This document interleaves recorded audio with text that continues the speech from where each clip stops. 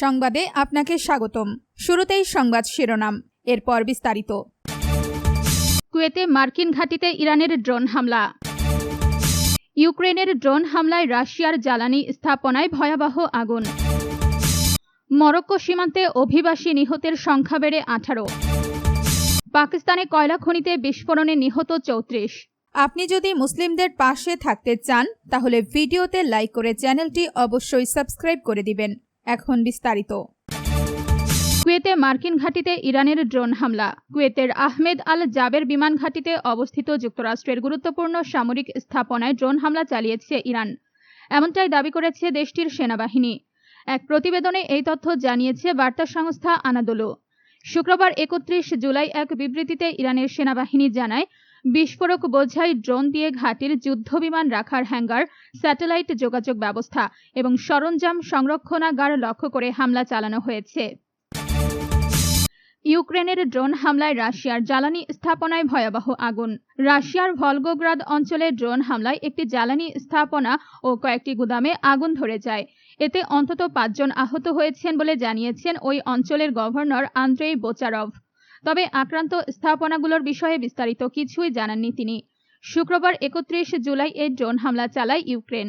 জানা গেছে, এই অঞ্চলে জ্বালানি কোম্পানি লুক অয়েলের মালিকানাধীন একটি তেল শোধনাগার রয়েছে।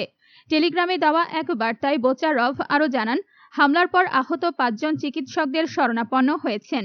শীর্ষস্থানীয় অনলাইন খুচরা বিক্রেতা প্রতিষ্ঠান ওয়াইল্ড পেরিজ টেলিগ্রামে দেওয়া এক বিবৃতিতে জানিয়েছে, হামলার জেরে ভলগোগ্রাদ শহরে তাদের একটি লজিস্টিক হাবে আগুন ধরে যায়। তবে এতে কেউ হতাহত হননি। মরক্কো সীমান্তে অভিবাসী নিহতের সংখ্যা বেড়ে 18। বৃহস্পতিবার উত্তর আফ্রিকায় স্পেনের ছিটমহল সেউতায় মরক্কো থেকে জল ও স্থলপথে প্রবেশের চেষ্টার সময় মারা যাওয়া অভিবাসীর সংখ্যা বেড়ে 18তে দাঁড়িয়েছে। শুক্রবার 31 জুলাই স্পেনের স্বরাষ্ট্র মন্ত্রণালয়ের একজন মুখপাত্র এই তথ্য জানিয়েছেন। স্পেনের রাষ্ট্রীয় টেলিভিশন টিভি জানিয়েছে, বৃহস্পতিবার 2 থেকে 3 হাজার মানুষ সেউতায় প্রবেশ করেছেন। মরক্কোর ফিনাইদেক শহরের বাসিন্দাদের মতে, যারা সীমান্ত অতিক্রম করতে সফল হয়েছেন তাদের বেশিরভাগই দুপুরের আগেই সেখানে পৌঁছে যান।